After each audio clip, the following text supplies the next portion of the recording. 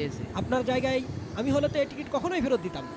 একজন মুরব্বী কয়েছে যে সৎ পথে থাকলে গরিব মানুষ, সত্যিকারের তার বাদশা উপরে হওয়া এত যায়। এই টাকা টাকা শুধু খায়া আমার একার না, আবার এই ফেরত 10 লক্ষ দেয়। টাকায় আপনার অংশীদার আছে। এই টাকার বিনিময়ে ব্যবসা করে যে লভ্যাংশ হবে উনিও ভালো, তার 50% আপনার, অর্ধেক 50% দিকে আমার। বলতেছে। ভাই আমি তো আচ্ছা, ব্যবসা দেখি কি বাণিজ্যের কিছুই বুঝি না। ব্যবসা আমি দেখব, আপনি শুধু আমার সাথে সৎভাবে এবং বিশ্বস্ততার সাথে থাকবেন। হ্যাঁ ভাই, আমি থাকবো ইনশাআল্লাহ। 6 মাস রহমত পর। ভাই, আমাদের ব্যবসায় 10 লক্ষ টাকার উপরে লাভ হয়েছে। আলহামদুলিল্লাহ। আপনি ওই লোকটার কথা কি কিছু ভাবছেন? তিনি আপনাকে একটা সেই শর্ত মানুষের দিয়েছিলেন, ভাগ্য আপনি বড় লোক কখন হতে কি পারলে হয় ওনাকে উমরা কেউই জানে করাবেন। না। আপনি কি এটা করাবেন?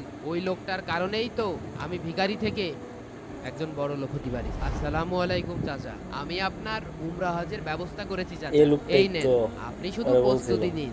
যে নিজের লোভকে সংবরণ করতে পারে, অন্যের আমানতকে রক্ষা করতে পারে আর নিজের ওয়াদা পূর্ণ করতে পারে, তার চেয়ে বড় বাচ্চা আর কে আছে?